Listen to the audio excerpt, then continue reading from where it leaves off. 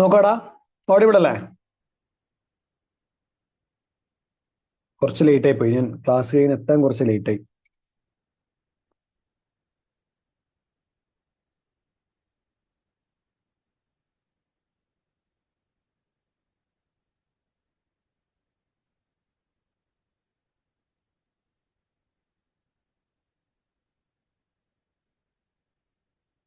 Audible അല്ലേ?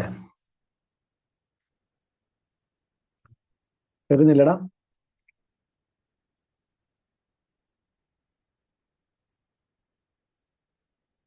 ഇല്ല, കേൾക്കുന്നില്ല.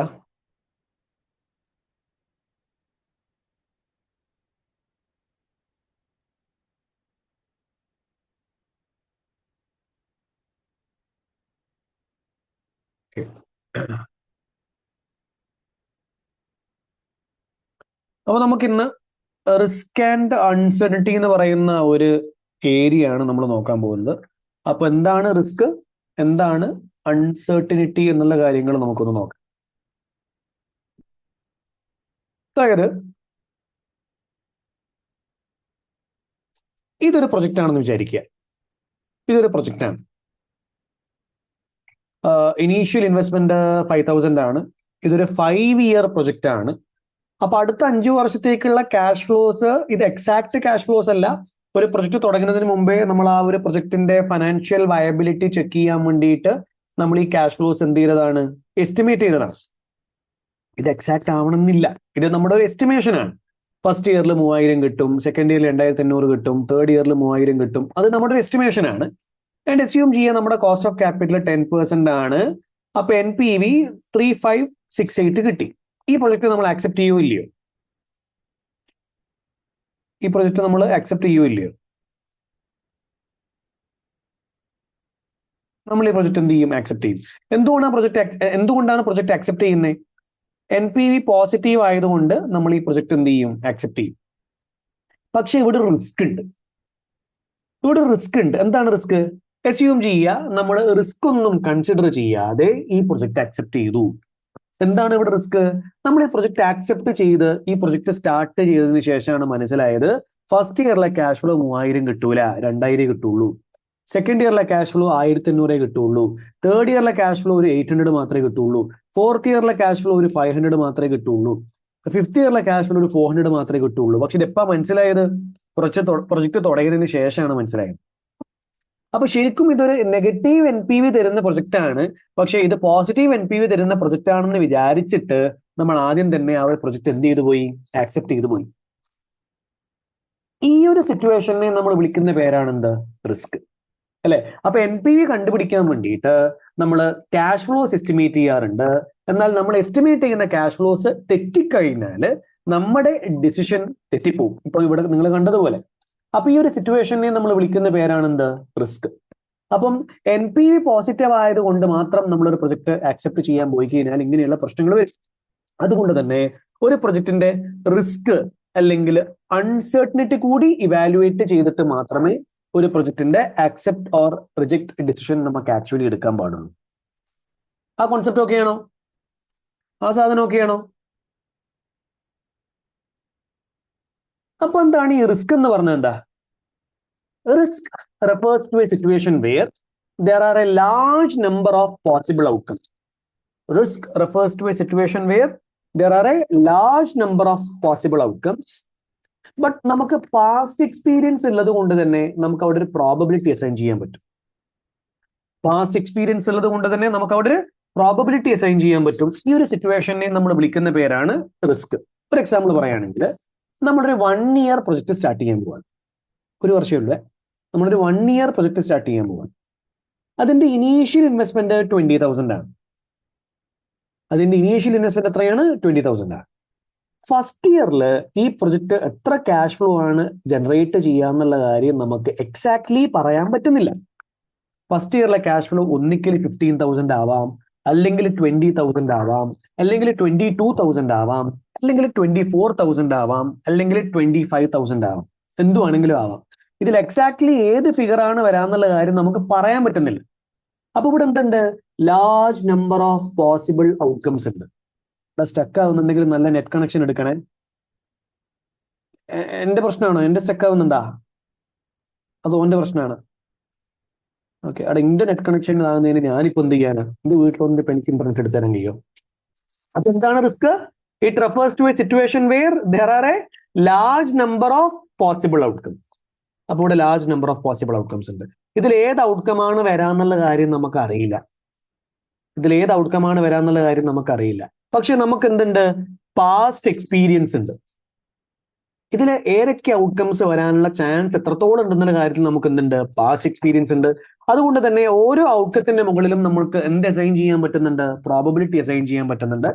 ഈ ഒരു സിറ്റുവേഷനെയാണ് നമ്മൾ റിസ്ക് എന്ന് പറയുന്നത്. അപ്പൊ നമ്മുടെ ഒരു പാസ്റ്റ് എക്സ്പീരിയൻസ് വെച്ചിട്ട് നമ്മൾ പറയാണ് 15,000 വരാനുള്ള ചാൻസ് 25% ആണ്. 20,000 വരാനുള്ള ചാൻസ് 15% ആണ്. 22,000 വരാനുള്ള ചാൻസ് 10% ആണ്. 24,000 വരാനുള്ള ചാൻസ് 15% ആണ്. അപ്പൊ ബാക്കി എത്ര ഉണ്ട്? 25, 30, 40, 50, 65. 25,000 വരാനുള്ള ചാൻസ് 35% ആണ്. ഈ സിറ്റുവേഷനെ നമ്മൾ വിളിക്കുന്ന പേരാണ് എന്ത്? റിസ്ക്. ഓക്കെയാണോ? റിസ്ക് എന്താണെന്നുള്ള കാര്യം ഓക്കെയാണോ? Risk refers to situation where there are a large number of possible outcomes. First ഇയറിൽ ഏത് ഔട്ട്കം ആണ് എക്സാക്ട്ലി വരാന്നുള്ള കാര്യം നമുക്ക് പറയാൻ പറ്റുന്നില്ല. കുറെ ഔട്ട്കംസ് ഉണ്ട്. പക്ഷേ പാസ്റ്റ് എക്സ്പീരിയൻസ് ഉള്ളത് കൊണ്ട് തന്നെ ഓരോ ഔട്ട്കവും എത്ര ശതമാനമാണ് വരാം എന്നുള്ള കാര്യത്തിൽ നമുക്കൊരു പ്രോബബിലിറ്റി പറയാൻ പറ്റുന്ന സിറ്റുവേഷനെയാണ് എന്ത് പറയുന്നത്? റിസ്ക് എന്ന് പറയുന്നത്. റിസ്ക് ഓക്കെയാണോ? അപ്പൊ റിസ്കിനെ നമ്മൾ എങ്ങനെയാണ് ഡീൽ ചെയ്യുക? റിസ്കിനെ ഡീൽ ചെയ്യാൻ വേണ്ടിയിട്ട് നമുക്ക് എക്സ്പെക്റ്റഡ് വാല്യൂ അപ്രോച്ച് യൂസ് ചെയ്യാം. ഏത് approach? Expected value. And expected value നമ്മൾ എങ്ങനെയാണ് കണ്ടുപിടിക്കല്? എക്സ്പെക്റ്റഡ് വാല്യൂ കണ്ടുപിടിക്കല് എമൗണ്ട് ഇൻടു ആ എമൗണ്ട് വരാനുള്ള പ്രോബബിലിറ്റി. അപ്പോ 0th ഇയറിൽ 20,000 ആണ് ഔട്ട്ഫ്ലോ. ഫസ്റ്റ് ഇയറിലെ ഇൻഫ്ലോ ആയിട്ട് നമ്മൾ 15,000 20,000 22,000 24,000 25,000 എടുക്കൂല, അതിന്റെ എക്സ്പെക്റ്റഡ് വാല്യൂ എടുക്കും. എക്സ്പെക്റ്റഡ് വാല്യൂ എങ്ങനെയാണ് കാണല്? Amount into probability. എല്ലാത്തിൻ്റെയും ചെയ്യണേ. ഈ ക്യാഷ് ഫ്ലോ ഇൻടു അതിന്റെ പ്രോബബിലിറ്റി പ്ലസ് മൂന്നാമത്തെ ക്യാഷ് ഫ്ലോ ഇൻടു അതിന്റെ പ്രോബബിലിറ്റി പ്ലസ് നാലാമത്തെ ക്യാഷ് ഫ്ലോ ഇൻടു അതിന്റെ പ്രോബബിലിറ്റി പ്ലസ് അഞ്ചാമത്തെ ക്യാഷ് ഫ്ലോ ഇൻടു അതിന്റെ പ്രോബബിലിറ്റി 21,300. അപ്പം നമ്മൾ 15 എടുക്കുന്നില്ല, 20 എടുക്കുന്നില്ല, 22 എടുക്കുന്നില്ല, 24 എടുക്കുന്നില്ല, 25 എടുക്കുന്നില്ല. അതിന്റെ എക്സ്പെക്റ്റഡ് വാല്യൂ ആയ 21,300 ആണ് എടുക്കുന്നത്. അപ്പൊ എത്രയാണ് എക്സ്പെക്റ്റഡ് NPV വരിക? ഇതാണ് എക്സ്പെക്റ്റഡ് NPV. ഈ NPVനെ വിളിക്കുന്ന പേരാണ് എന്ത്? Expected NPV. എക്സ്പെക്റ്റഡ് NPV 1,300 ആണ്. പോസിറ്റീവ്. ഈ ഒരു അപ്രോച്ചിനെ വിളിക്കുന്ന പേരാണ് എക്സ്പെക്റ്റഡ് വാല്യൂ അപ്രോച്ച്. ഇതിന് പറയുന്ന വേറൊരു പേരാണ് പ്രോബബിലിറ്റി അനാലിസിസ്. അപ്പൊ റിസ്കിനെ ഇൻവെസ്റ്റ്മെന്റ് അപ്രൈസലിലേക്ക് ഇൻകോർപ്പറേറ്റ് ചെയ്യാൻ വേണ്ടിയിട്ട് നമ്മൾ യൂസ് ചെയ്യുന്ന ഒരു മെത്തേഡാണ് എക്സ്പെക്റ്റഡ് വാല്യൂ അപ്രോച്ച് അഥവാ പ്രോബബിലിറ്റി അനാലിസിസ്. അത് ഓക്കെയാണോ? ആ സംഭവം ഓക്കെയാണോ? അപ്പൊ എന്റെ ചോദ്യം ഇതാണ്. ഞാൻ ജസ്റ്റ് ഒന്ന് ഇങ്ങനെ മാറ്റുകയാണ്, കുറച്ചൊന്ന് കൂട്ടി കൊടുക്കുകയാണ് ഫിഗർ ജസ്റ്റ് ഇതിന് വേണ്ടിയിട്ട്. അതായത് നമ്മൾ ഈ പ്രൊജക്റ്റ് ആക്സെപ്റ്റ് ചെയ്യോ ഇല്ലയോ? ഈ പ്രൊജക്റ്റ് നമ്മൾ ആക്സെപ്റ്റ് ചെയ്യോ ഇല്ലയോ? എടാ, ഈ പ്രൊജക്റ്റ് നമ്മൾ ആക്സെപ്റ്റ് ചെയ്യോ ഇല്ലയോ? ഈ പ്രൊജക്റ്റ് ആക്സെപ്റ്റ് ചെയ്യോ ഇല്ലയോ എന്നുള്ള കാര്യം എക്സ്പെക്റ്റഡ് വാല്യൂ മെത്തേഡ് വെച്ചിട്ട് പറയാൻ കഴിയില്ല. Because expected value is not something which is actually going to happen. എടാ, 1,700 എന്ന് പറയുന്ന ഒരു എക്സ്പെക്റ്റഡ് വാല്യൂ അവിടെ 1,700 എന്ന് പറയുന്ന ഒരു NPV അവിടെ വരാൻ പോകുന്നില്ല. എടാ, അതായത് 0th ഇയറിലെ ക്യാഷ് ഫ്ലോ 20,000 ആണ്.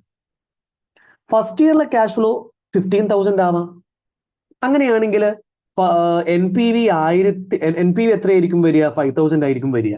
അതിന്റെ പ്രോബബിലിറ്റി എത്രയാണ്? 25% ആണ്. ഇവിടെ 5 ഔട്ട്കം ഉണ്ട്. അങ്ങനെയാണെങ്കിൽ ഇവിടെ 5 NPV വരാനുള്ള ചാൻസ് ഉണ്ട്.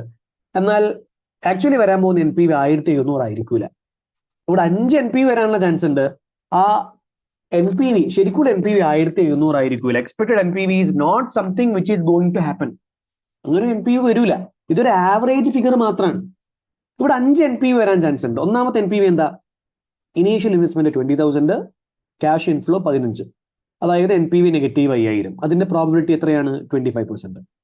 രണ്ടാമത്തെ case 22 inflow minus 20,000 outflow, 2,000 positive NPV. അതിന്റെ പ്രോബിലിറ്റി എത്രയാണ്? 15%. മൂന്നാമത്തെ ഔട്ട്കം എന്താണ്? Initial investment 20,000, first year inflow 23,000, അപ്പോ NPV എത്രയാണ്? 3,000. അതിന്റെ പ്രോബിലിറ്റി എത്രയാണ്? 10%. നാലാമത്തെ ഔട്ട്കം എത്രയാണ്? Initial investment 20,000, first year inflow 24,000, അപ്പൊ NPV 4,000. അതിന്റെ പ്രോബിലിറ്റി എത്രയാണ്? 15%. അഞ്ചാമത്തെ ഔട്ട്കം എന്താണ്? Initial investment 25,000, initial investment 20,000, first year inflow 25,000. അങ്ങനെയാണെങ്കിൽ NPV എത്രയാണ്? 5,000. അതിന്റെ പ്രോബിലിറ്റി എത്രയാണ്? 35%. ഇങ്ങനെ ഈ 5 ഔട്ട്കമാണ് ഇവിടെ വരാൻ ചാൻസ് ഉള്ളത്. അതായത് NPV ഒന്നിക്കൽ 5,000 ആവാം നെഗറ്റീവ്, അല്ലെങ്കിൽ 2,000 ആവാം, അല്ലെങ്കിൽ 3,000 ആവാം, അല്ലെങ്കിൽ 4,000 ആവാം, അല്ലെങ്കിൽ 5,000 ആവാം. ഒരിക്കലും എന്ത് വരാൻ പോകുന്നില്ല? 1,200 വരാൻ പോകുന്നില്ല. അപ്പൊ എക്സ്പെക്ടഡ് NPV പോസിറ്റീവ് ആയതുകൊണ്ട് നമുക്കൊരു പ്രൊജക്ട് ആക്സെപ്റ്റോ റിജക്റ്റോ ഒന്നും ചെയ്യാൻ പറ്റൂല. Because that is not the outcome which is actually going to happen. ഈ 5 ഔട്ട്കമാണ് ചിലപ്പം വരിക. ഇതിലേതെങ്കിലും ഔട്ട്കം ആയിരിക്കും വരിക. അപ്പൊ ഇതിന്റെ ബേസിസിൽ നമുക്ക് ഒരിക്കലും എന്ത് ചെയ്യാൻ പറ്റൂല? ഒരു ഫൈനൽ തീരുമാനം എടുക്കാൻ പറ്റൂല. എക്സ്പെക്ടഡ് NPV പോസിറ്റീവ് ആയതുകൊണ്ട് നമുക്കൊരു ഫൈനൽ തീരുമാനം എടുക്കാൻ പറ്റൂല. ഈ 5 ഔട്ട്കം ഇവാലുവേറ്റ് ചെയ്തിട്ട് വേണം നമ്മളൊരു തീരുമാനം എടുക്കാൻ. അപ്പൊ എന്റെ ചോദ്യം ഇതാണ്, നെഗറ്റീവ് NPV വരാനുള്ള ചാൻസ് എത്രത്തോളം ഉണ്ട്? ഇവിടെ നെഗറ്റീവ് NPV വരാനുള്ള പ്രോബബിലിറ്റി എത്രത്തോളം ഉണ്ട്? നെഗറ്റീവ് NPV വരാനുള്ള പ്രോബബിലിറ്റി എത്രത്തോളം ഉണ്ട്? എത്ര ഉണ്ട്? 25%. 25%. പോസിറ്റീവ് NPV വരാനുള്ള പ്രോബബിലിറ്റി എത്ര ഉണ്ട്? പോസിറ്റീവ് NPV വരാനുള്ള പ്രോബബിലിറ്റി എത്ര ഉണ്ട്? 75%. ആൻഡ് ഇതിൽ ഏതാണ് മോസ്റ്റ് ലൈക്ലി ഔട്ട്കം? ഇതിൽ ഏറ്റവും അധികം വരാൻ ചാൻസ് ഉള്ള ഔട്ട്കം ഏതാണ്? 5,000 NPV. 5,000 NPV. അതുകൊണ്ട് 5,000 NPV ആണ് ഇതിൽ ഏറ്റവും അധികം ചാൻസ് എന്നുള്ള കാര്യം പറയാൻ കാരണം എന്താണ്? അതിനാണ് എന്ത് കൂടുതൽ? Highest probability. അപ്പോൾ ഈ ഒരു 3 കാര്യങ്ങൾ ഇവാലുവേറ്റ് ചെയ്തിട്ട് വേണം നമ്മൾ ഈ ഒരു പ്രൊജക്ട് അക്സെപ്റ്റ് ചെയ്യണോ വേണ്ടിയോ എന്നുള്ള കാര്യം പറയാൻ വേണ്ടിയിട്ട്, അല്ലെ? ഇപ്പം ചില ആൾക്കാർക്ക് തോന്നും നെഗറ്റീവ് NPV വരാനുള്ള ചാൻസ് 25% ഉള്ളൂ, പോസിറ്റീവ് NPV വരാനുള്ള ചാൻസ് 75% ഉണ്ട്. സോ അത് അടിപൊളിയാണ്, ആ റിസ്ക് ഏറ്റെടുക്കാൻ ഞാൻ തയ്യാറാണ് എന്ന് പറയുന്ന കമ്പനീസ് പ്രൊജക്ട് എന്ത് ചെയ്യും? ആക്സെപ്റ്റ് ചെയ്യും. എന്നാൽ ചില കമ്പനികൾ പറയും നെഗറ്റീവ് NPV വരാനുള്ള ചാൻസ് 25% ഉണ്ട്, അത് എന്നെ കൊണ്ട് താങ്ങൂല, അതുകൊണ്ട് ഞാൻ ഈ പ്രൊജക്ട് ആക്സെപ്റ്റ് ചെയ്യൂല എന്ന് പറയുന്ന കമ്പനിയും ഉണ്ട്. So ultimately the final decision depends upon the risk perception of the investor. Okay ആണോ? ഇതിന്റെ സിമ്പിൾ എക്സാമ്പിൾ പറയുകയാണെ, ഞാൻ നിങ്ങളുടെ അടുത്ത് പറയുകയാണെ, നിങ്ങൾ FM എക്സാം എഴുതുവാണെങ്കിൽ 25% തോക്കാനും 75% ജയിക്കാനും ചാൻസ് ഉണ്ട്.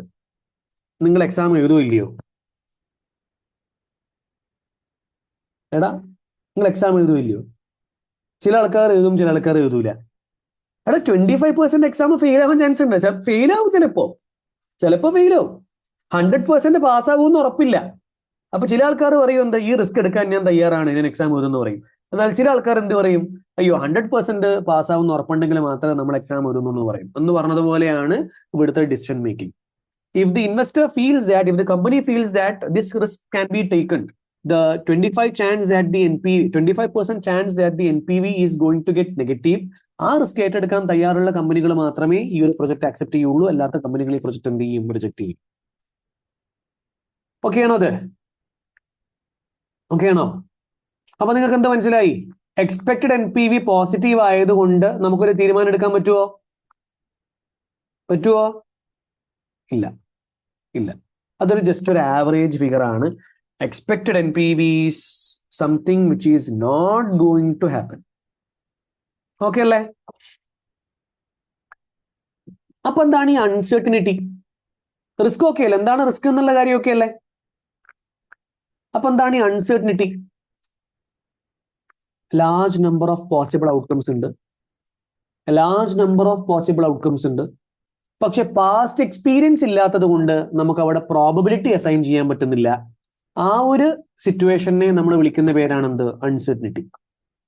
ഒരിപ്പം 0th ഇയറിൽ ഇനീഷ്യൽ ഇൻവെസ്റ്റ്മെന്റ് 2,000 ആണ്, ഫസ്റ്റ് ഇയറിലെ ക്യാഷ് ഫ്ലോ ഒന്നിക്കൽ 500 ആവാം, അല്ലെങ്കിൽ 600 ആവാം, അല്ലെങ്കിൽ 700 ആവാം, അല്ലെങ്കിൽ 800 ആവാം. പക്ഷെ ഇതിൽ ഏത് വരും എന്നുള്ള കാര്യം നമുക്ക് അറിയില്ല. പാസ്റ്റ് എക്സ്പീരിയൻസ് ഇല്ലാത്തത് കൊണ്ട് തന്നെ ഓരോ ഔട്ട്കത്തിന്റെയും പ്രോബബിലിറ്റി നമുക്ക് പറയാൻ പറ്റുന്നില്ല. ഈ സിറ്റുവേഷനെ നമ്മൾ വിളിക്കുന്ന പേരാണ് എന്ത്? അൺസർട്ടിനിറ്റി. ഓക്കെ അല്ലേ? ആൻഡ് റിസ്ക്കും അൺസർട്ടിനിറ്റിയും നമ്മൾ ഇൻവെസ്റ്റ്മെന്റ് അപ്രൈസലിലേക്ക് ഇൻകോർപ്പറേറ്റ് ചെയ്യാൻ വേണ്ടിയിട്ട് കുറെ ടെക്നിക്സ് നമ്മൾ യൂസ് ചെയ്യാറുണ്ട്. അതിലെ ഒന്നാമത്തെ ടെക്നിക്കാണ് സെൻസിറ്റിവിറ്റി അനാലിസിസ്. ഇത് ഞാൻ ക്ലാസ്സിൽ നിന്ന് എടുക്കണോ? സെൻസിറ്റിവിറ്റി അനാലിസിസ് എടുക്കണോ? അറിയോ നിങ്ങൾക്കത്?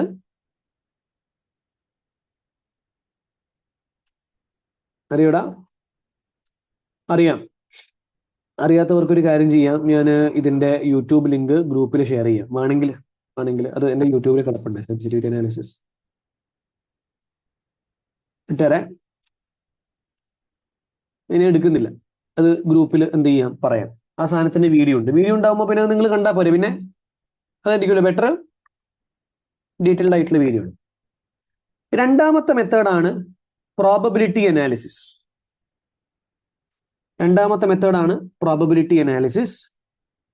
പ്രോബബിലിറ്റി അനാലിസിസിൽ നമ്മൾ പ്രോബബിലിറ്റി അനാലിസിസ് എന്താണെന്നുള്ള കാര്യം നോക്കിയതാണ്.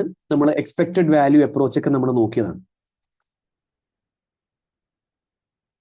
ഇവിടെ ഞാൻ എടുക്കാൻ പോകുന്നത് പ്രോബബിലിറ്റി അനാലിസിസിന്റെ ഒരു വേർഷനാണ് ജോയിന്റ് പ്രോബബിലിറ്റി. അതാണ് ഇവിടെ ഞാൻ ജസ്റ്റ് ഒന്ന് ഫോക്കസ് ചെയ്യാൻ പോകുന്നത്, ജോയിന്റ് പ്രോബബിലിറ്റി. അത് ഞാനൊരു എക്സാമ്പിൾ വെച്ചിട്ട് പറഞ്ഞുതരാം. എന്താണ് ജോയിന്റ് പ്രോബബിലിറ്റി എന്ന് പറഞ്ഞ കാര്യം.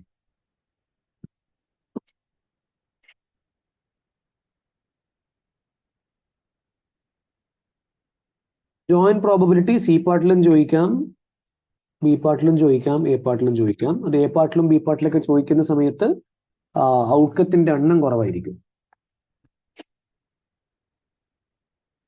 ഈ ചോദ്യം ചെയ്താലോ?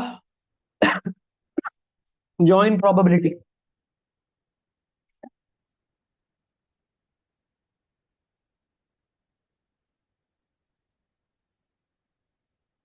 ഓക്കെ, സോ ഇവിടുത്തെ requirement, using a joint probability table, calculate the expected NPV.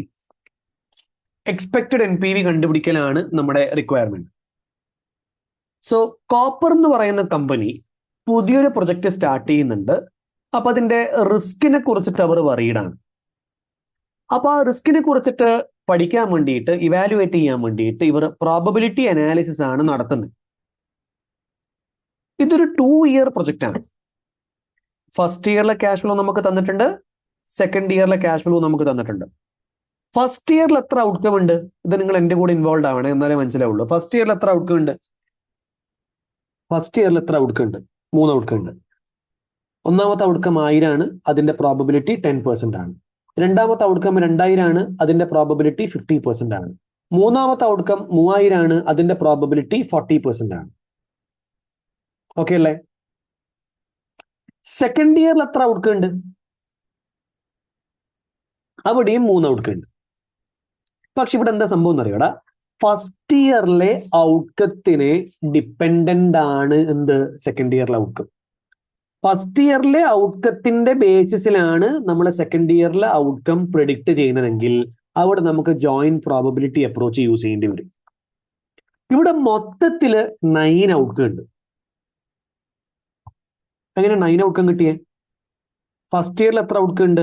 3 into second ഇയറിൽ എത്ര ഔട്ട്കം ഉണ്ട്? 3. അങ്ങനെ മൊത്തത്തിൽ എത്ര ഔട്ട്കം ഉണ്ട്? 9 ഔട്ട്കംസ് ഉണ്ട്. ആ 9 ഔട്ട്കംസ് എനിക്കൊന്ന് പറയാൻ പറ്റുമോ? ഫസ്റ്റ് ഇയറിൽ 1000 ആണെങ്കിൽ സെക്കൻഡ് ഇയറിൽ 2000. ഫസ്റ്റ് ഇയറിൽ 1000 ആണെങ്കിൽ സെക്കൻഡ് ഇയറിൽ 3000. ഫസ്റ്റ് ഇയറിൽ 1000 ആണെങ്കിൽ സെക്കൻഡ് ഇയറിൽ 5000. 3 ഔട്ട്കം. ഫസ്റ്റ് ഇയറിൽ 2000 ആണെങ്കിൽ സെക്കൻഡ് ഇയറിൽ 2000. ഫസ്റ്റ് ഇയറിൽ 2000 ആണെങ്കിൽ സെക്കൻഡ് ഇയറിൽ 3000. 2000 5000. പിന്നെ ഫസ്റ്റ് ഇയറിൽ 3000 ആണെങ്കിൽ സെക്കൻഡ് ഇയറിൽ 2000. ഫസ്റ്റ് ഇയറിൽ 3000 ആണെങ്കിൽ സെക്കൻഡ് ഇയറിൽ 3000. ഫസ്റ്റ് ഇയറിൽ 3000 ആണെങ്കിൽ സെക്കൻഡ് ഇയറിൽ 5000. അങ്ങനെ മൊത്തത്തിൽ എത്ര ഔട്ട്കം ഉണ്ട്?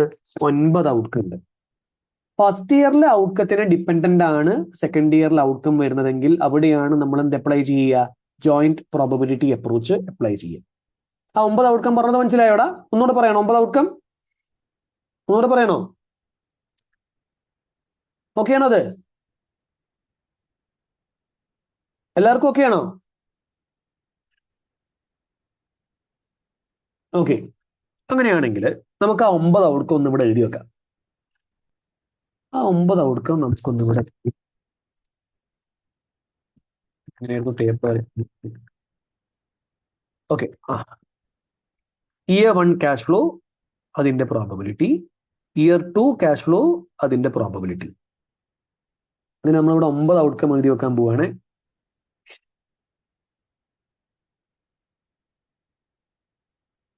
ഞാൻ ഇതിനു മുമ്പേ അവസാനമായിട്ട് FM എപ്പോൾ എടുത്തതെന്നറിയോ? ഓക്കെ, ഈ ജോയിന്റ് പ്രോബബിലിറ്റി മുമ്പ് എപ്പോൾ ചെയ്തതെന്നറിയോ? എപ്പോൾ ആയിരിക്കും ചെയ്തിട്ടുണ്ടാവുക? ഗസ് ചെയ്തേ. 2022 ഇപ്പൊ എത്ര കൊല്ലായി? 4 കൊല്ലായി അല്ലേ? അല്ലെ 3 കൊല്ലായി. അങ്ങനെ പക്ഷെ ഓർമ്മയുണ്ട്.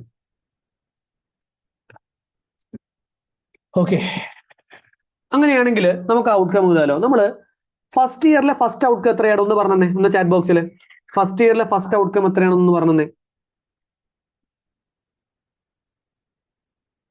പറ. 1000. അതിന്റെ പ്രോബബിലിറ്റി എത്ര? നമുക്ക് തൗസൻഡ്സിൽ ചെയ്യാം, ഫിഗേഴ്സ് മില്യൺസിൽ വേണ്ട, തൗസൻഡ്സിൽ ചെയ്യാം. അതിന്റെ പ്രോബബിലിറ്റി എത്രയാണ്? 0.1. അത് ഞാൻ 3 പ്രാവശ്യം കൊടുക്കുക. എന്തുകൊണ്ടാണ് ഇത് 3 പ്രാവശ്യം കൊടുക്കുന്നേ? എന്തുകൊണ്ടായിരിക്കും? ബിക്കോസ് സെക്കൻഡ് ഇയറിൽ എത്ര ഔട്ട്കം ഉള്ളത് കൊണ്ട്? 3 ഔട്ട്കം ഉള്ളത് കൊണ്ട്. ഇനി സെക്കൻഡ് ഇയറിൽ 2 ഔട്ട്കമാണ് ഉള്ളതെങ്കിൽ ഇത് 2 പ്രാവശ്യം എഴുതിയാൽ മതി. ഓക്കെ അല്ലേ? ഓക്കെ അല്ലേടാ? ഓക്കെ, അപ്പൊ സെക്കൻഡ് ഇയറിൽ ഔട്ട്കംസ് എത്രയാണ്? 2000, 3000, 5000.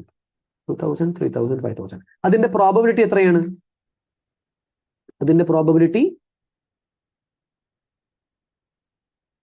0.3, 0.6, 0.1.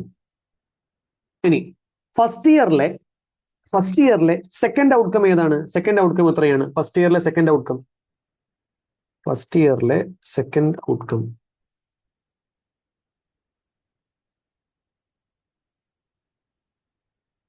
2000. അതിന്റെ പ്രോബബിലിറ്റി എത്രയാ? 0.5. അത് നമ്മൾ 3 പ്രാവശ്യം എഴുതും. ആൻഡ് സെക്കൻഡ് ഇയറിലെ ഔട്ട്കം അത് നമ്മുടെ കയ്യിൽ ഓൾറെഡി അവൈലബിൾ ആണ്, കോപ്പി പേസ്റ്റ് ചെയ്താൽ മതി. ഓക്കെ, ഫസ്റ്റ് ഇയറിലെ തേർഡ് ഔട്ട്കം 3000 ആണ്, അതിന്റെ പ്രോബബിലിറ്റി 0.4 ആണ്, അത് നമ്മൾ 3 പ്രാവശ്യം എഴുതും. And second year outcome already നമ്മൾ ഇവിടെ എഴുതി വെച്ചതുകൊണ്ട് അത് നമുക്ക് എന്ത് ചെയ്താൽ മതി? കോപ്പി പേസ്റ്റ് ചെയ്താൽ മതി. ഓക്കെ ആണോ? അതൊക്കെ അല്ലേ? ഓക്കെ, ഇനി നമ്മൾ ഇതിനെ ഞാൻ ഇങ്ങനെ കൊടുക്കുകയാണ്, ഓരോ ലെറ്റർ ABCD. ഇനി നമ്മൾ ജോയിന്റ് ക്യാഷ് ഫ്ലോ കാണും. ജോയിന്റ് ക്യാഷ് ഫ്ലോ എങ്ങനെയായിരിക്കും? ജോയിന്റ് ക്യാഷ് ഫ്ലോ കാണുക A plus C.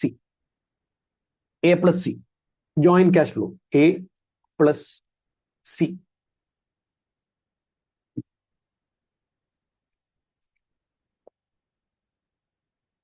ഇനി നമ്മൾ ജോയിന്റ് പ്രോബബിലിറ്റി കാണും. ജോയിന്റ് പ്രോബബിലിറ്റി എങ്ങനെയാണ് ജോയിന്റ് പ്രോബബിലിറ്റി കാണുക? B into D ഇൻറ്റു ആണ് ചെയ്യുക. 2 പ്രോബബിലിറ്റിയും മൾട്ടിപ്ലൈ ചെയ്യും. 2 പ്രോബബിലിറ്റിയും മൾട്ടിപ്ലൈ ചെയ്താലാണ് നമുക്ക് ജോയിന്റ് പ്രോബബിലിറ്റി കിട്ടുക.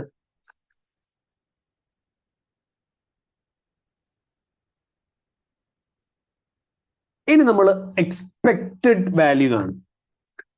എങ്ങനെയാണ് എക്സ്പെക്റ്റഡ് വാല്യൂ കാണുക? Joint cash flow into joint probability.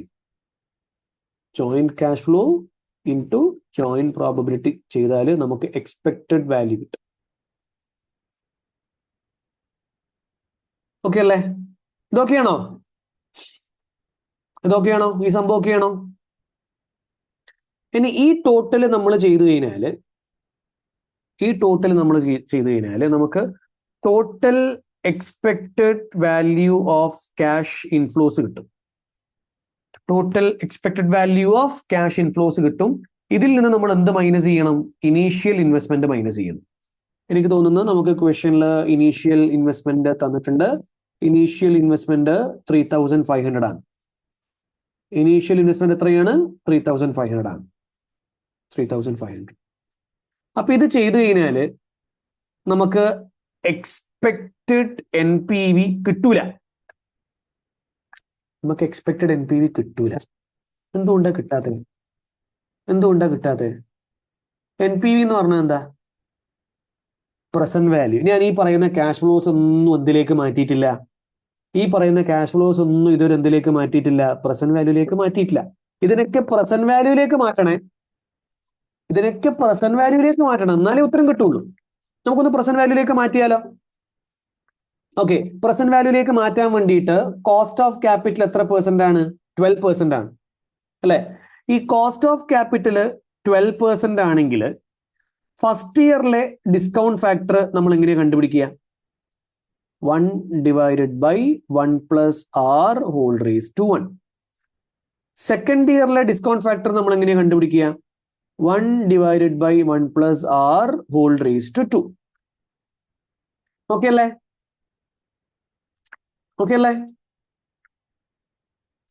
അപ്പോ ഫസ്റ്റ് ഇയറിലെ ക്യാഷ് ഫ്ലോയുടെ പ്രസന്റ് വാല്യൂ കണ്ടുപിടിക്കാൻ വേണ്ടിയിട്ട് നമ്മൾ ഫസ്റ്റ് ഇയറിലെ ഡിസ്കൗണ്ട് ഫാക്ടർ മൾട്ടിപ്ലൈ ചെയ്യണം.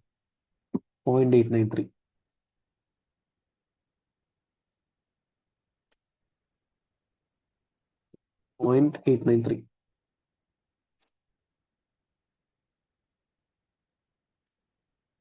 into 0.893.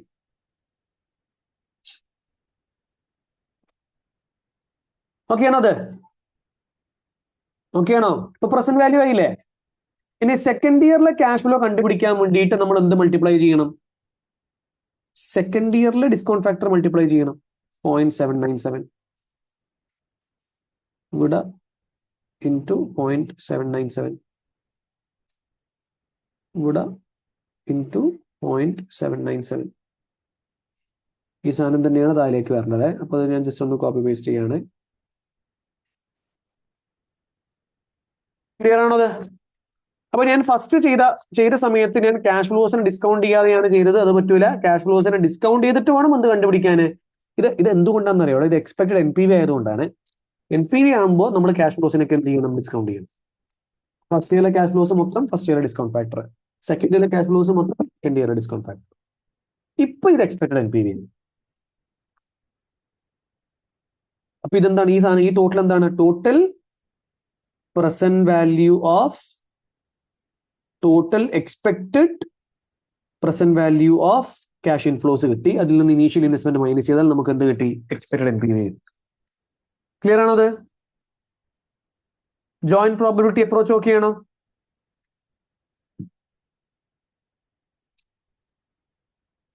ഓക്കെ. അപ്പൊ ഇവിടെ നമ്മളടുത്ത് 4 കാര്യങ്ങളാണ് കണ്ടുപിടിക്കാൻ പറഞ്ഞത്.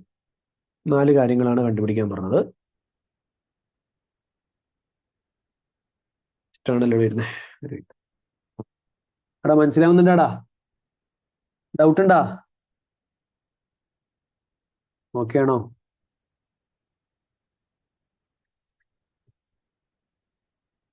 ഡിസ്കൗണ്ട് ഫാക്ടർ നിങ്ങൾക്ക് അറിയില്ല എനിക്ക്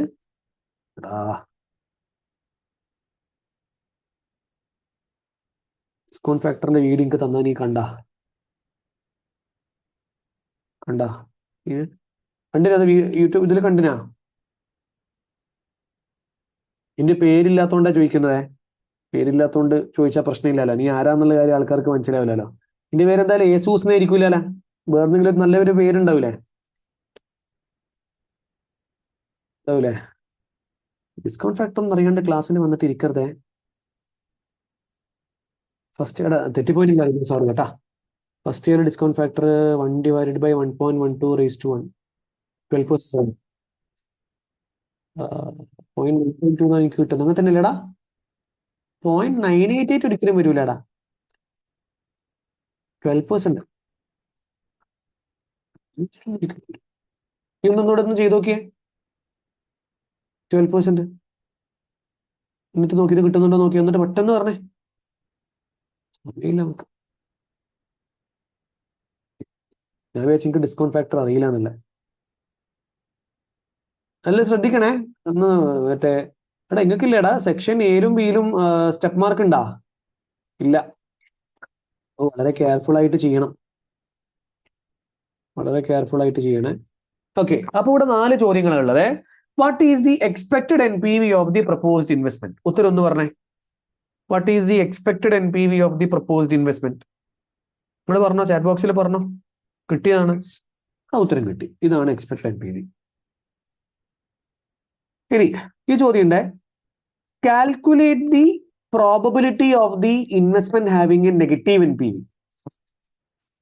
അത് ആർക്കാ പറയാൻ പറ്റുക? Calculate the probability of the investment having A negative NPV. Negative NPV വരാനുള്ള ചാൻസ് എത്രത്തോളം ഉണ്ട് എന്നുള്ളതാണ് ചോദ്യം. അതെങ്ങനെയാ പറയാൻ പറ്റുക? നെഗറ്റീവ് NPV വരാനുള്ള ചാൻസ് എത്രത്തോളം ഉണ്ട്? ആ സാധനം നമുക്ക് പറയണമെന്നുണ്ടെങ്കിൽ ഈ ടേബിൾ പോരാ. നമ്മൾ നേരത്തെ പറഞ്ഞതുപോലെ ഇവിടെ എത്ര ഔട്ട്കം ഉണ്ട്? ഇവിടെ എത്ര ഔട്ട്കം ഉണ്ടടാ? ഇവിടെ എത്ര ഔട്ട്കം ഉണ്ട്? 9 ഔട്ട്കം ഉണ്ട്. അപ്പൊ ആ 9 ഔട്ട്കവും ഞാൻ ഇവിടെ എഴുതി വെക്കാൻ പോവാണ്. 9 ഔട്ട്കവും ഞാൻ ഇവിടെ എഴുതി വെക്കാൻ പോവാണ്. സിമ്പിൾ ആണ്. ഫസ്റ്റ് ഇയറിലെ ക്യാഷ് ഫ്ലോവും സെക്കൻഡ് ഇയറിലെ ക്യാഷ് ഫ്ലോവും ആഡ് ചെയ്യുക. അപ്പൊ നമുക്ക് ടോട്ടൽ ക്യാഷ് ഫ്ലോ കിട്ടി. അതിൽ നിന്ന് ഇനീഷ്യൽ ഇൻവെസ്റ്റ്മെന്റ് മൈനസ് ചെയ്യും. ഇതൊക്കെയാണോ? ഫസ്റ്റ് ഇയറിലെ ക്യാഷ് ഫ്ലോവും സെക്കൻഡ് ഇയറിലെ ക്യാഷ് ഫ്ലോ ആഡ് ചെയ്യുക. അപ്പൊ ടോട്ടൽ ക്യാഷ് ഇൻഫ്ലോ കിട്ടി. അതിൽ നിന്ന് ഇനീഷ്യൽ ഇൻവെസ്റ്റ്മെന്റ് മൈനസ് ചെയ്യുക. ഇപ്പൊ നമുക്ക് 9 NPV ഔട്ട്കം കിട്ടി. 9 എണ്ണം കിട്ടി. 9 എണ്ണം കിട്ടിയേ. ആ 9 ഔട്ട്കത്തില് നെഗറ്റീവ് NPV വരാനുള്ള ഔട്ട്കം ഞാനൊന്ന് ഹൈലൈറ്റ് ചെയ്ത് വെക്കാണ്. ഇതില്ലടെ നെഗറ്റീവ് NPV വരാനുള്ള ചാൻസ് ഉള്ള ഔട്ട്കംസ്. എത്ര ഔട്ട്കംസ് ഉണ്ട്? 3 ഔട്ട്കംസ് ഉണ്ട്. അപ്പൊ ഞാൻ അതിന്റെ പ്രോബബിലിറ്റി എടുക്കുകയാണ്. അതിന്റെ പ്രോബബിലിറ്റി ഇത് പ്ലസ് ഇത് പ്ലസ് ഇത്. എത്ര പെർസെന്റാ? 24%. ക്ലിയർ ആണോ? അത് ക്ലിയർ ആണോ? ഓക്കെ, ഇനി calculate the NPV of the most likely outcome. ഇതിൽ ഏതാണ് most likely outcome? Most likely outcome നോക്കൽ നമ്മൾ ഇത് നോക്കിയിട്ടാണ്. ഏറ്റവും അധികം ജോയിന്റ് പ്രോബബിലിറ്റി ഉള്ള ഔട്ട്കം ആണ് മോസ്റ്റ് ലൈക്ലി ഔട്ട്കം. അത് ഏതാണ്? ഏറ്റവും അധികം ജോയിന്റ് പ്രോബബിലിറ്റി ഉള്ള ഔട്ട്കം ഏതാണ്? അതാ ഒന്നുകൂടെ നോക്കിയേ. ഇത് ഏറ്റവും അധികം ജോയിന്റ് പ്രോബബിലിറ്റി ഇതാണ്, 30%. ഏറ്റവും അധികം ജോയിന്റ് പ്രോബബിലിറ്റി ഇതാണ് 30%. 30%നേക്കാൾ കൂടുതൽ പെർസെന്റേജ് ഇവിടെ എവിടെയെങ്കിലും ഉണ്ടാ? ഇല്ല. അങ്ങനെയാണെങ്കിൽ അതിന്റെ NPV എത്രയാണ്? 6,777.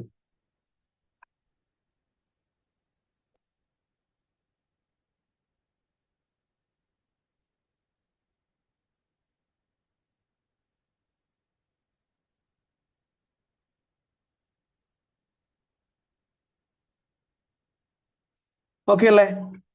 ക്ലിയർ ആണോ? അത് ക്ലിയർ ആണോ? Okay. And comment on the financial acceptability of the proposed investment. നിങ്ങൾ എന്താ കമന്റ് ചെയ്യല്? ഇങ്ങനെ ആയിരിക്കുവേ.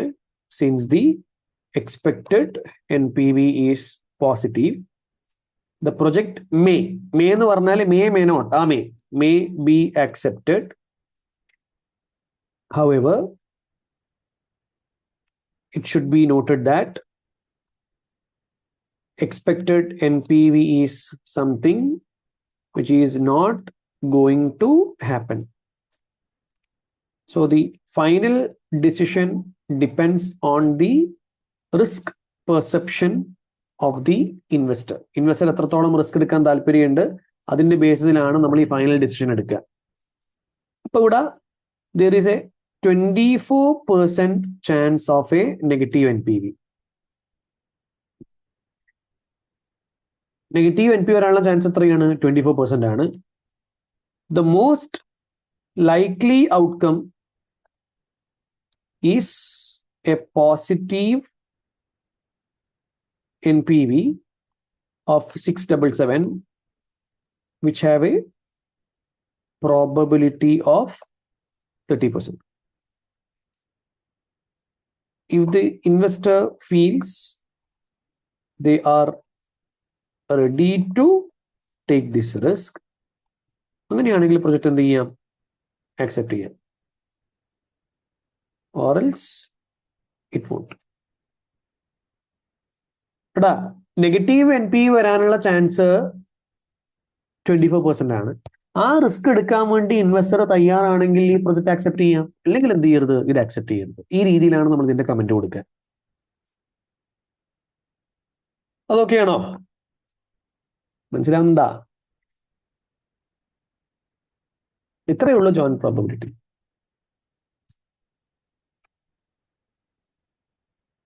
ക്ലിയർ ആണോ അത്?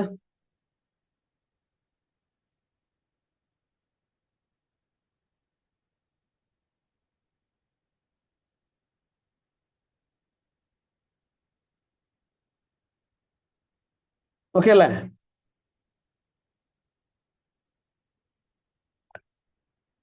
ഇതിന്റെ സെക്കൻഡ് പാർട്ട് എന്താണ്?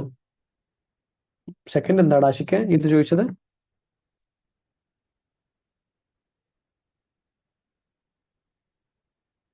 ഈ പാർട്ട് ഈ റിസ്ക് ആൻഡ് ഇൻസെർട്ടിനിറ്റി അപ്രൈസ് ചെയ്യാൻ വേണ്ടിയിട്ട് വേറെയും കുറെ മെത്തേഡ്സ് ഉണ്ട്.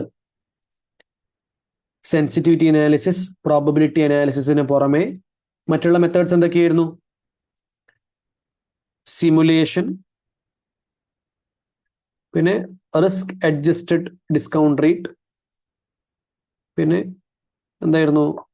സെർട്ടിനിറ്റി ഇക്വലന്റ് അപ്രോച്ച്, പിന്നെ എന്തായിരുന്നു? Risk adjusted discount rate. ഇതൊക്കെ സിമ്പിൾ ആണ്. അതൊക്കെ നിങ്ങളുടെ ട്യൂട്ടർ നിങ്ങളുടെ ക്ലാസ് നിങ്ങൾക്ക് പറഞ്ഞു തന്നിട്ടുണ്ടാവും.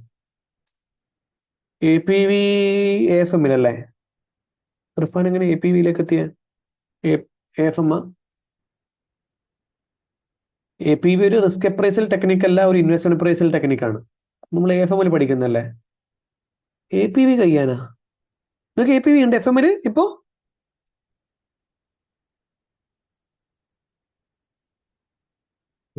അങ്ങനെ ഇത് FM ആടാ, APV ഇല്ലടാ. APV റിസ്ക് അപ്രൈസൽ ടെക്നിക് അല്ല, അത് ഇൻവെസ്റ്റ്മെന്റ് അപ്രൈസൽ ടെക്നിക്കാണ്. ഒരു പേടിപ്പിക്കലെങ്കിൽ വെറുതെ ഓരോന്ന് പറഞ്ഞിട്ട് ഉള്ളത് പാവങ്ങളാ. ഓക്കെ അല്ലേ? ഇതൊക്കെ അല്ലേ?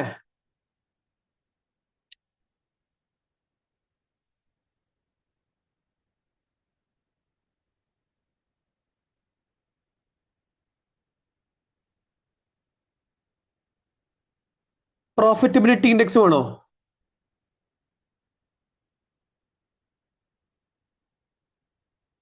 പ്രോഫിറ്റബിലിറ്റി ഇൻഡെക്സ്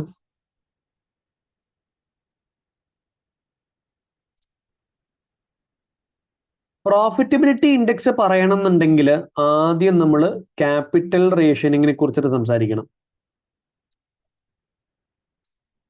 എന്താണ് ഈ capital rationing? Capital rationing refers to a situation where there are a large number of positive NPV projects.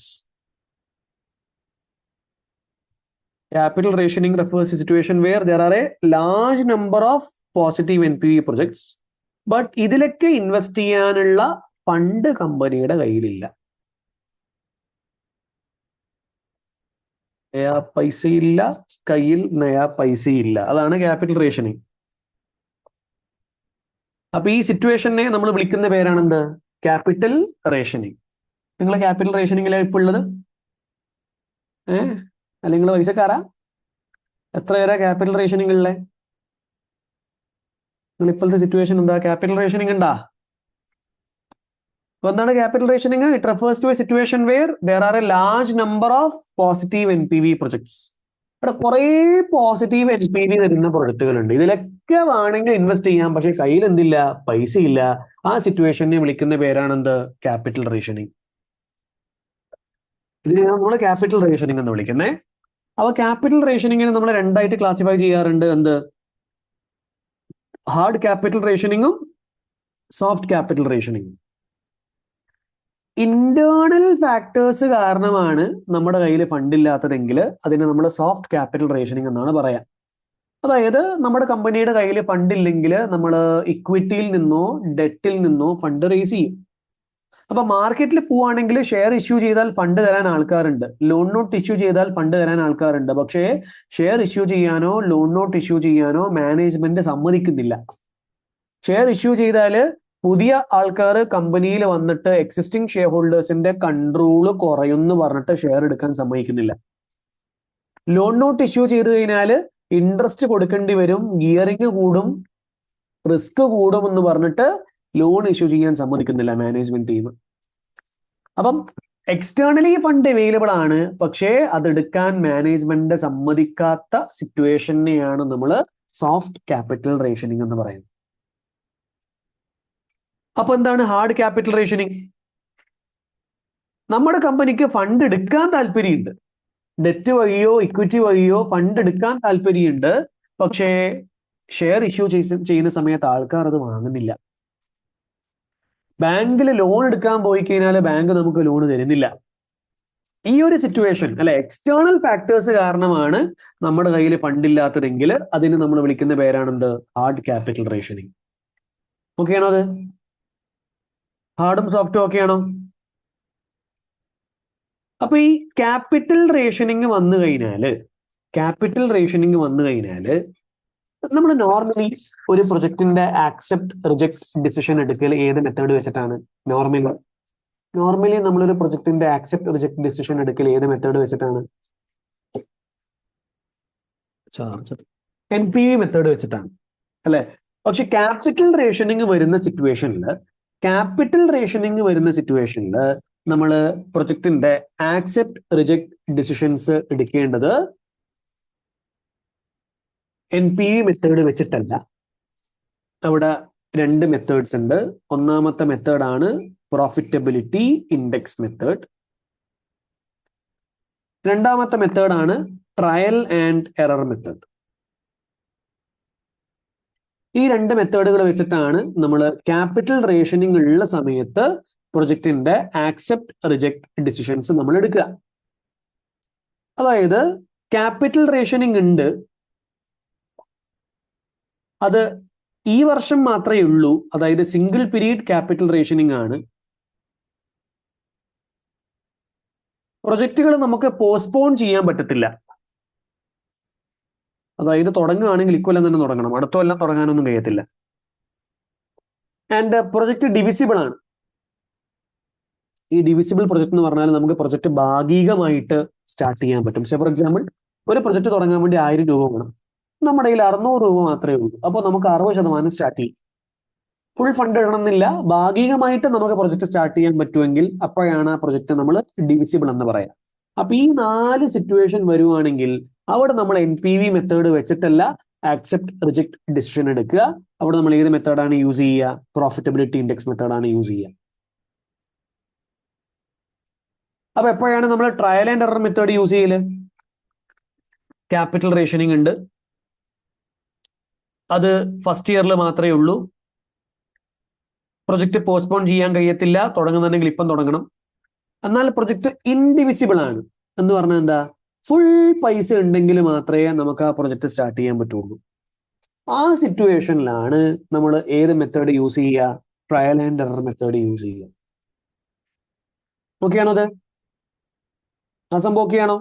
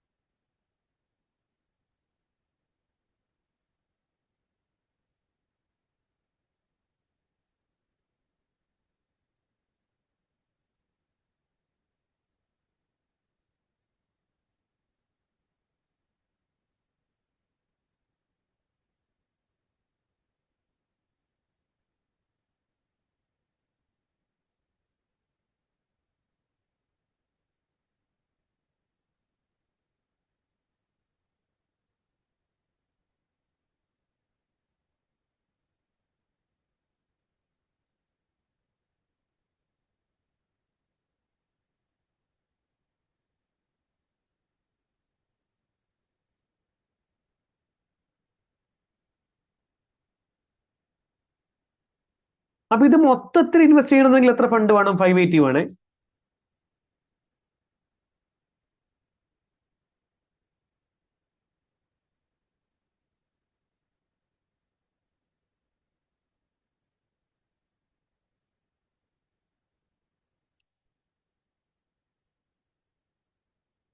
ഇത് മൊത്തം ഈ പറയുന്ന മൊത്തം പ്രൊജക്റ്റുകളിൽ ഇൻവെസ്റ്റ് ചെയ്യണമെന്നുണ്ടെങ്കിൽ 580 വേണം. പക്ഷെ കമ്പനിയുടെ കയ്യിൽ എത്ര മാത്രമേ ഉള്ളൂ? 400 മാത്രമേ ഉള്ളൂ. അങ്ങനെയാണെങ്കിൽ ഈ പ്രൊജക്ട് എങ്ങനെയാണ് സെലക്ട് ചെയ്യുക എന്നുള്ളതാണ് ചോദ്യം. അത് ഇങ്ങനെയുള്ള സിറ്റുവേഷനിൽ നമ്മൾ എങ്ങനെയായിരിക്കും പ്രൊജക്ട് സെലക്ട് ചെയ്യുക? അസ്യൂം ചെയ്യുക ദ പ്രൊജക്ട് ഈസ് ഡിവിസിബിൾ.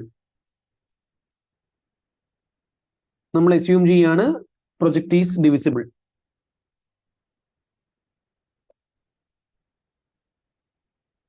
ഈ പ്രൊജക്ട് ഡിവിസിബിൾ ആണെങ്കിൽ നമ്മൾ കുറഞ്ഞ ഇൻവെസ്റ്റ്മെന്റിൽ മാക്സിമം NPV തരുന്ന പ്രൊജക്റ്റ് ആണ് സെലക്ട് ചെയ്യേണ്ടത്.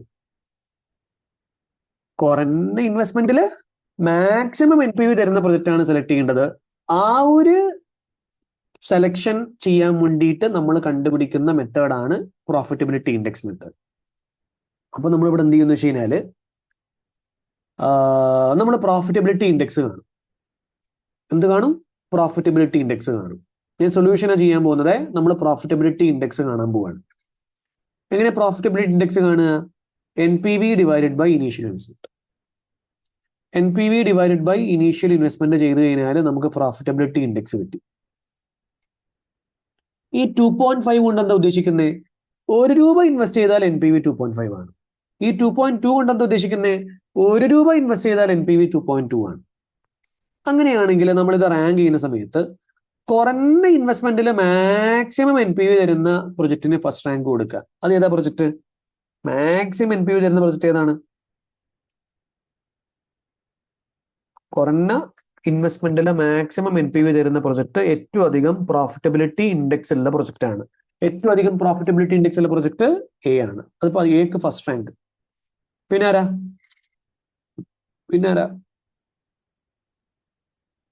Bക്ക്.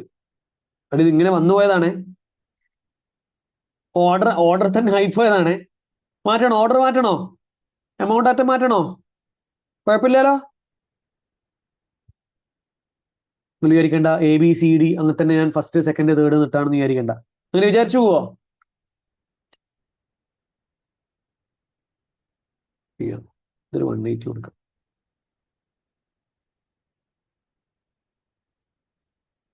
അല്ല ഇത് കൂട്ടാം ഞാൻ. എമൗണ്ട് മാറ്റിയ ഓക്കെ. എന്നെ റാങ്കിങ് പറ. ജോൺ എബ്രഹാം എല്ലാം വിളിക്കുന്ന വിളിക്കുന്നടാ. എന്ത് ഇത്? ഞാൻ സിനിമയിലൊന്നും അഭിനയിക്കാത്താണല്ലോ. ഓക്കെ, ആർക്കാണ് ഫസ്റ്റ് റാങ്ക്? സിക്കാണ് ഫസ്റ്റ് റാങ്ക്. സെക്കൻഡ് റാങ്ക് എക്ക്. ഇവർക്ക് തേർഡ് റാങ്ക്. ഇവർക്ക് ഫോർത്ത് റാങ്ക്. ഈ റാങ്കിങ്ങിലാണ് നമ്മൾ പ്രൊജക്ട് സ്റ്റാർട്ട് ചെയ്യുക. അപ്പൊ ഈ റാങ്കിങ്ങിൽ നമ്മൾ പ്രൊജക്ട് സ്റ്റാർട്ട് ചെയ്ത് കഴിഞ്ഞാൽ എത്രയായിരിക്കും NPV കിട്ടുക എന്നുള്ള കാര്യം നമുക്ക് നോക്കാം. അപ്പോ പ്രൊജക്ട്, ഇൻവെസ്റ്റ്മെന്റ്, NPV ഈ റാങ്കിങ്ങിൽ ഈ ഒരു ഓർഡറിൽ ഈ ഒരു ഓർഡർ നമ്മൾ സെലക്ട് ചെയ്തത് കുറഞ്ഞ ഇൻവെസ്റ്റ്മെന്റിൽ മാക്സിമം NPV തരുന്ന പ്രൊജക്റ്റ് ആണ് നമ്മൾ സെലക്ട് ചെയ്തത്. ആ ഒരു മെത്തേഡിനെ നമ്മൾ വിളിക്കുന്ന പേരാണ് പ്രോഫിറ്റബിലിറ്റി ഇൻഡെക്സ്. ആദ്യം നമ്മൾ പ്രൊജക്ട് A സെലക്ട് ചെയ്യും. ആദ്യം നമ്മൾ പ്രൊജക്ട് C സെലക്ട് ചെയ്യും. അതിനാണല്ലോ ഹയസ്റ്റ് പ്രോഫിറ്റബിലിറ്റി ഇൻഡെക്സ്. അതിന്റെ ഇൻവെസ്റ്റ്മെന്റ് 130 ആണ്. അതിന്റെ NPV 400 ആണ്. പിന്നെ നമ്മൾ ഏത് പ്രൊജക്റ്റാണ് സെലക്ട് ചെയ്യുക? സെക്കൻഡ് റാങ്കുള്ള പ്രൊജക്ട് A. അതിന്റെ ഇൻവെസ്റ്റ്മെന്റ് 100 ആണ്. അതിന്റെ NPV 250 ആണ്. അവിടെ നമ്മുടെ കയ്യിൽ മൊത്തത്തിൽ 400 രൂപയേ ഉള്ളൂ. അത് ഓർമ്മയിൽ ഉണ്ടാവണേ. മൊത്തം 550 വേണം, നമ്മുടെ കയ്യിൽ 400 മാത്രമേ ഉള്ളൂ. ആ ഒരു സിറ്റുവേഷനെ നമ്മൾ വിളിക്കുന്ന പേരാണ് ക്യാപിറ്റൽ റേഷനിങ്. ഇനി നമ്മൾ ഏത് പ്രൊജക്റ്റ് ഇൻവെസ്റ്റ് ചെയ്യാം? മൂന്നാമത്തെ പ്രൊജക്റ്റ് ഏതാണ്? Third rank B. അതിൽ 150 ഇൻവെസ്റ്റ് ചെയ്താൽ 400 ആവുമോ? ഇല്ലല്ലോ, 350 ആവുള്ളൂ. ഓക്കെ, അപ്പോൾ അതിൽ NPV എത്രയാണ്? ബിയില് 300. ഇനി ഏറ്റവും അവസാനമാണ് നമ്മൾ ഡീൽ ഇൻവെസ്റ്റ് ചെയ്യുക. പക്ഷേ ഡീൽ ഇൻവെസ്റ്റ് ചെയ്യുമ്പോഴേക്ക് ഇനി എത്ര പൈസയാ ബാക്കിയുള്ളത്? എത്ര പൈസയാ ബാക്കിയുള്ള? മൊത്തം 400 നമ്മുടെ കയ്യിലുള്ള പൈസ. അതിൽ നമ്മൾ 350 രൂപ ഇൻവെസ്റ്റ് ചെയ്തു. ബാക്കി എത്ര ഉണ്ട്? 20 ഉണ്ട്. 20 മാത്രമേ ഇൻവെസ്റ്റ് ചെയ്യാൻ പറ്റുള്ളൂ. 20 വെച്ചിട്ട് നമുക്ക് ഡീ തുടങ്ങാൻ പറ്റും, ബിക്കോസ് പ്രൊജക്റ്റുകൾ എന്താണ്? ഡിവിസിബിൾ ആണ്, അല്ലേ? അപ്പൊ ഡീല് 200 ഇൻവെസ്റ്റ് ചെയ്താലാണ് 350 NPV കിട്ടുക. അങ്ങനെയാണെങ്കിൽ 20 ഇൻവെസ്റ്റ് ചെയ്താൽ എത്ര NPV കിട്ടും?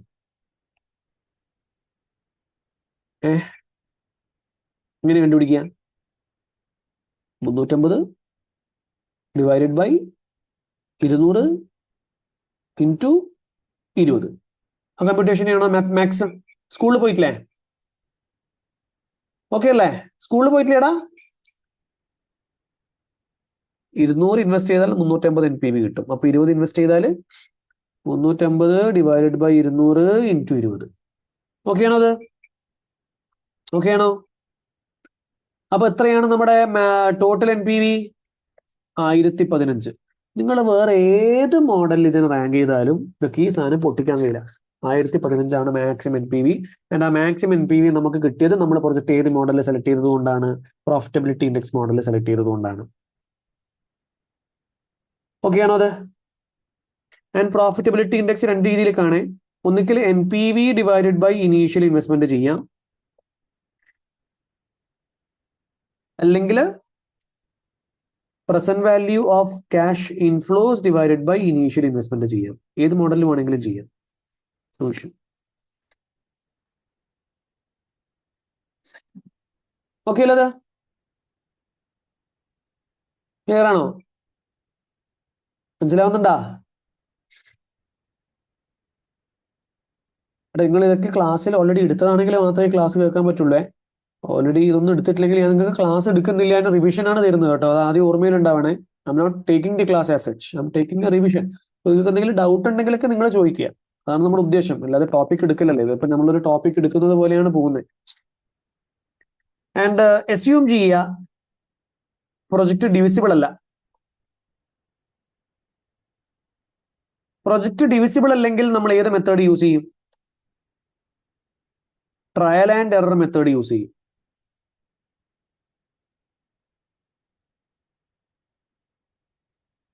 ഈ സെയിം റാങ്ക് വന്നു കഴിഞ്ഞാല് ആ പ്രൊജക്റ്റുകൾ മ്യൂച്വലി എക്സ്ക്ലൂസീവ് ആണോ അല്ലേ എന്നുള്ള കാര്യങ്ങൾ. സെയിം റാങ്ക് എങ്ങനെയാ വരിക? സെയിം റാങ്ക് വരണമെന്നുണ്ടെങ്കിൽ സെയിം ഇത് വേണ്ടേ? അപ്പൊ മ്യൂച്വലി എക്സ്ക്ലൂസീവ് ആണോ അല്ലേ എന്നുള്ള കാര്യങ്ങളൊക്കെ നോക്കുക.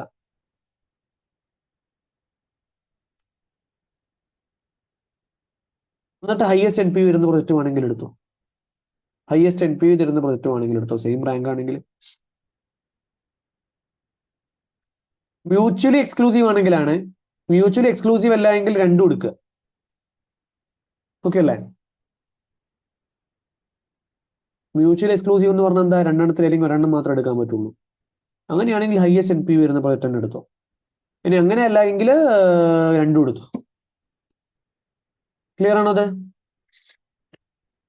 ഇനി ഈ പ്രൊജക്ട് ഡിവിസിബിൾ അല്ല എങ്കിൽ അങ്ങനത്തെ ക്വസ്റ്റൻ ഒന്ന് കാണിച്ചു തരുമോ എന്നുള്ളത് എനിക്കറിയില്ല. ക്വസ്റ്റൻ ഒന്ന് കാണിച്ചു തരുമോ എന്ന് പറഞ്ഞു കഴിഞ്ഞാൽ അങ്ങനെ വന്നാൽ ഇങ്ങനെ ചെയ്യാം. അങ്ങനെയൊക്കെ ഉണ്ടാ? ചോദ്യം ഉണ്ടാ? അങ്ങനെയൊക്കെ എടുത്ത് ചോദിക്കലുണ്ടാ? എനിക്ക് തോന്നുന്നില്ല. ഓക്കെ, ഒന്ന് ഫിനിഷ് ചെയ്യട്ടെ. അപ്പൊ ഈ പ്രൊജക്ട് ഡിവിസിബിൾ അല്ലെങ്കിൽ നമ്മൾ ഏത് മെത്തേഡ് യൂസ് ചെയ്യും? Trial and error method use ചെയ്യും. പ്രൊജക്ട് ഡിവിസിബിൾ അല്ലെങ്കിൽ നമ്മൾ ഏത് മെത്തേഡ് യൂസ് ചെയ്യും? Trial and error method use ചെയ്യും. ഈ ട്രയൽ ആൻഡ് എറർ മെത്തേഡിൽ നമ്മൾ ഈ എന്താ പറയാ, എല്ലാ കോമ്പോസും നോക്കും. ഏതൊക്കെ കോമ്പോസ് ആണ് ഉള്ളത് എന്നുള്ള കാര്യം നമുക്ക് നോക്കാം.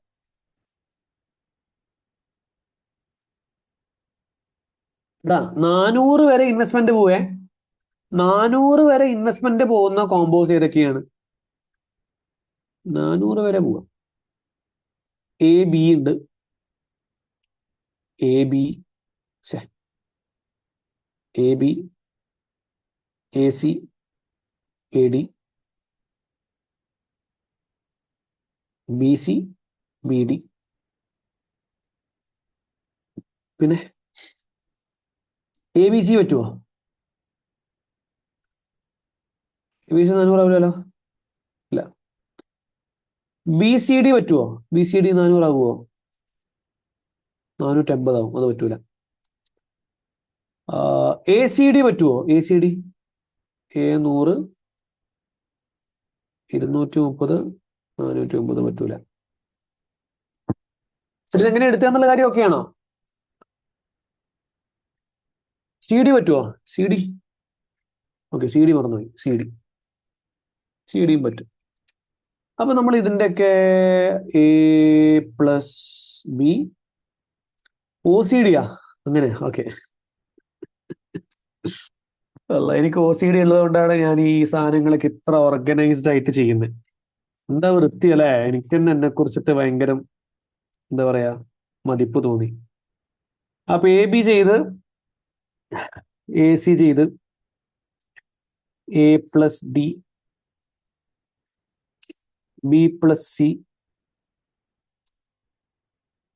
B plus D, A B C, C D. എന്നിട്ട് ഇതിൽ ഏറ്റവും എൻ പി വി ഇതുപോലെ ടോട്ടൽ ചെയ്യണേ. ഞാൻ പക്ഷെ സെൽ റെഫറൻസ് എടുത്തുകൊണ്ട് ഇങ്ങോട്ടേക്ക് ഡ്രാഗ് ചെയ്താൽ മതി. ഈ സെൽ റെഫറൻസ് എടുത്താൽ അങ്ങനെ ഒരു ഗുണമുണ്ട്. ഇതെല്ലാം എക്സലിലെ പക്ഷെ നടക്കുള്ളൂ അല്ലേ?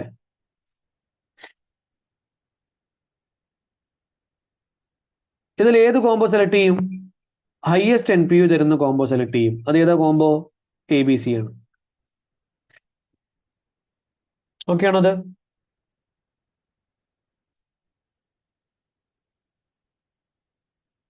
പിന്നെ നമ്മുടെ മനീഷയാ, മിഥുന, എന്താണ് നമ്മുടെ പേര്? ഈ പറഞ്ഞതുപോലെ ഇപ്പൊ സേ ഫോർ എക്സാമ്പിൾ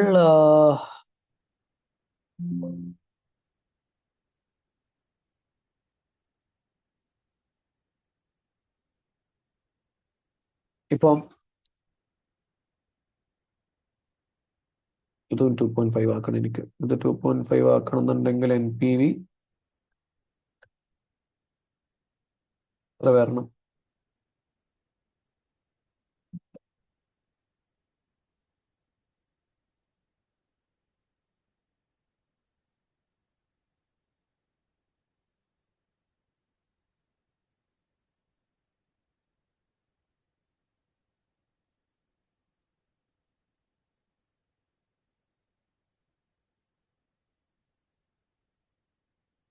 ഓക്കെ,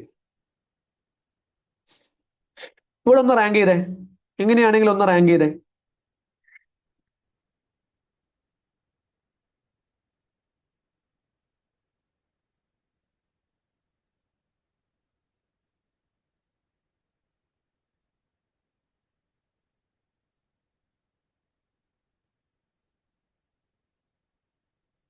എങ്ങനെയാണ് നമ്മൾ പ്രൊജക്ട് സെലക്ട് ചെയ്യുക? ആദ്യം സി എടുക്കും, പിന്നെ ബി ആണോ എ ആണോ സെലക്ട് ചെയ്യുക? അസ്യൂമിങ് പ്രൊജക്ട് മ്യൂച്വലി എക്സ്ക്ലൂസീവ് അല്ല, ബി എടുക്കും. ബിക്കോസ് ബിക്കാണ് എൻ പി വി കൂടുതൽ. പിന്നെന്തെടുക്കും? പിന്നെന്തെടുക്കും? എ എടുക്കും. പിന്നെന്തെടുക്കും? ഡി എടുക്കും. ഇതൊക്കെ അല്ലേ?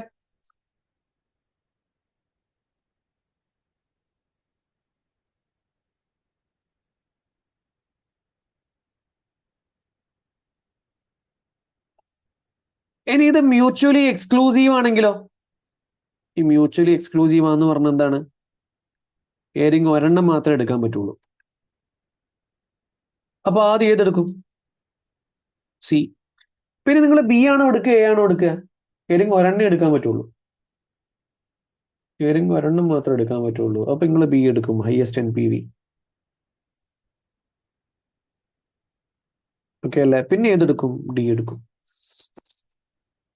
ക്ലിയർ ആണോ അത്?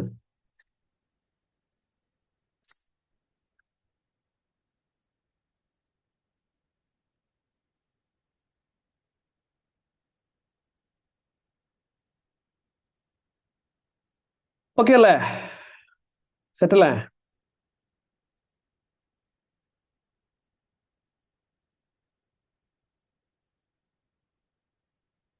അപ്പൊ നമുക്ക് ഇൻവെസ്റ്റ്മെന്റ് അപ്രൈസൽ ഓൾമോസ്റ്റ് ഡൺ ആണ്. അടുത്തത് നമുക്ക് ബിസിനസ് ഫൈനാൻസ്. ബിസിനസ് ഫൈനാൻസിൽ നമുക്ക് കോസ്റ്റ് ഓഫ് ക്യാപിറ്റൽ കഴിഞ്ഞ നിങ്ങൾക്ക് കോസ്റ്റ് ഓഫ് ക്യാപിറ്റൽ കഴിഞ്ഞ കോസ്റ്റ് ഓഫ് ക്യാപിറ്റലിന്റെ സെഷൻ വേണോ അതോ directly class question പ്രാക്ടീസിലേക്ക് കയറണോ?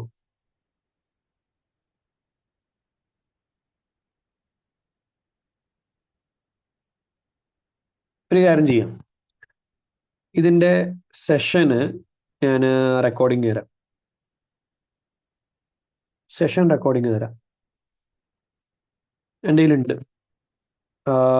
Question practice നമുക്ക് എന്ത് ചെയ്യാം, ലൈവ് പോവാം. ഓക്കെ അല്ലേ? അതായിരിക്കും നമ്മുടെ അടുത്ത സെഷൻ. സ്കെഡ്യൂൾ ഞാൻ അറിയിക്കാം. എന്തായാലും നാളെ സെഷൻ ഇല്ല. നിങ്ങൾ ഇതെല്ലാം ഒന്ന് പഠിക്ക്.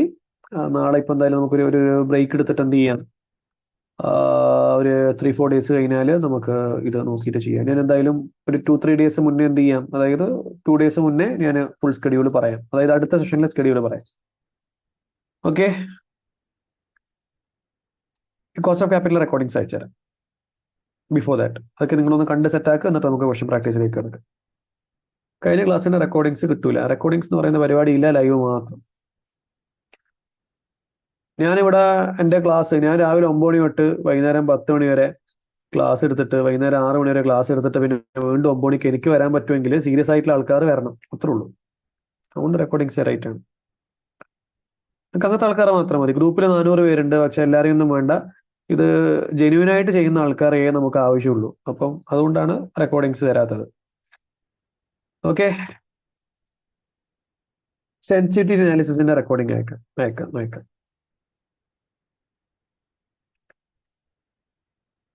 അപ്പൊ എന്നാ ശരി, ഗുഡ് നൈറ്റ്, താങ്ക് യു. ചാത്തന്റെ കഥയാ? തിയറി നോട്ട്സ്, എന്റെ നോട്ട്സ് ഞാൻ അയച്ചുതരാം. ചാത്തന്റെ കഥ ഒന്നും ഇപ്പൊ പിള്ളേർക്ക് പറഞ്ഞ പേടിയാവൂടാ, പിള്ളേർ ഉറങ്ങാൻ പോവല്ലേ, ഇപ്പം പറയണ്ട. അത് ഇവർക്ക് പേടിയാവും, ഇത് വേണ്ട.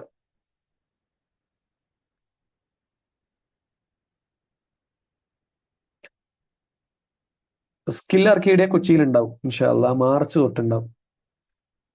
മാർച്ച് തൊട്ട് സ്കിൽ ആർക്കേഡിയ ഉണ്ടാവും. എന്റെ സ്ഥാപനത്തിന് എന്താ പേരിടാ? നിങ്ങളൊരു പേര് പറഞ്ഞേ. ഫസ്റ്റ് ക്ലാസ്സിൽ യൂട്യൂബിൽ ഒരു ലിങ്ക് അയച്ചുതരാന്ന് പറഞ്ഞാൽ ഞാൻ അയച്ചിട്ടില്ലേ? ഗ്രൂപ്പിൽ അയച്ചിട്ടുണ്ടല്ലോ. അത് യൂട്യൂബിലല്ല, അത് എനിക്ക് തോന്നുന്നു ഫസ്റ്റ് എക്സലിലുണ്ട്. ഫസ്റ്റ് എക്സലിലുണ്ട് കേട്ടോ. ഫാത്തിമ എന്നായിരിക്കും അല്ലെ? ഫസ്റ്റ് എക്സലിൽ ഞാൻ ആ ലിങ്ക് ഇട്ടിട്ടുണ്ട്.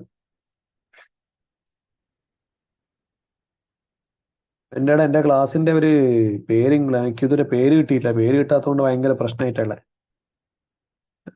പക്ഷെ എൻ്റെ സ്ഥാപനത്തിൽ എൻ്റെ പേരും കൂടി വേണം, എന്നാലാണ് അതിനൊരു മജ ഉണ്ടാവുക. എന്തിട്ടും ഒന്ന് പറയണേ. ഞാൻ ഒരു നെയിം ഗിവ് അവേ നടത്തിയാലോ എന്നുണ്ട്.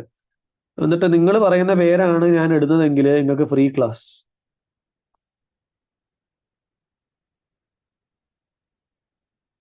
ഞാൻ ഒറ്റയ്ക്ക് മതിയടാ, ഞാൻ ഇതിനെ കുറെ ആൾക്കാരെ കൂട്ടുന്നേ. എൻ്റെ കൂടെ ഇൻഷാല്ല പൂജ മാം ഉണ്ടാവും, റിസാന മാം ഉണ്ടാവും, പിന്നെ വേറെ നമുക്ക് ആൾക്കാരെ നോക്കാം. ഓഫ്ലൈൻ ഉണ്ട്, കൊച്ചിയിൽ ഓഫ്ലൈൻ ഉണ്ട്. കൊച്ചിയിൽ ഇൻഷാല്ല കലൂറാണ്. കലൂർ. കാലിക്കറ്റില് സ്പേസ് ഇപ്പൊ തൽക്കാലം ഹൈലൈറ്റിലാണ്. സ്കിൽ ആർക്കിയുടെ ക്യാമ്പസിൽ നമ്മളവിടെ ഒരു സ്പേസ് എടുക്കുന്നത് വരെ. ജൂൺ സെഷൻ തൊട്ട് ജൂൺ സെഷനിലേക്കുള്ള ക്ലാസ്സുകൾ മാർച്ച് ഈദിന് ശേഷം, മാർച്ച് 22 ശേഷം സ്റ്റാർട്ട് ചെയ്യും. നമ്മൾ തൊട്ട് ഓഫ്ലൈൻ ഉണ്ട്, ഓൺലൈനും ഉണ്ട്.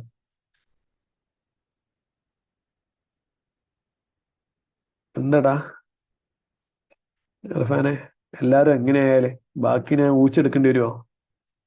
തിയറീസ് തിയറീസ് ചെയ്യുന്നുണ്ടോ എന്ന് ചോദിച്ചു കഴിഞ്ഞാല്, തിയറീസിൽ എന്താണ് ഇപ്പം ക്യാപിറ്റൽ സ്ട്രക്ചർ തിയറി അതൊക്കെ അല്ലേ. ബാക്കി തിയറിയൊക്കെ പ്രോബ്ലത്തിന്റെ കൂടെയുള്ള തിയറിയാണ്. നമുക്ക് നോക്കാം, പ്രശ്നമില്ല. സ്കിൽ ആർക്കേഡിയയില് മന്ത്ലി സെഷൻസ് അല്ല, 2 മന്ത്സിന്റെ പ്രോഗ്രാമാണ്. 2 months വേണ്ടി വരും. 2 monthsന്റെ ട്രെയിനിങ് ആണ്. പിന്നെ നിങ്ങൾക്ക് വേണമെങ്കിൽ ഓരോരോ മൊഡ്യൂൾസ് ഇൻഡിവിജ്വലി എടുക്കാൻ തോന്നുന്നു. അപ്പൊ അത് എത്ര ഡേയ്സ് ആണെന്നുള്ള കാര്യം അറിയില്ല. നിങ്ങളൊന്ന് അവരെ ഒന്ന് വിളിച്ചു നോക്കിയാൽ മതി. ഓക്കെ, അപ്പൊ എന്നാ പിന്നെ നിർത്താം. ഉറക്കം വരുന്നു, ഭയങ്കര ക്ഷീണം. Bye, good night, thank you. അത് പറഞ്ഞുതരാം ഫിദ, ഫിദാൻ പറഞ്ഞുതരാം.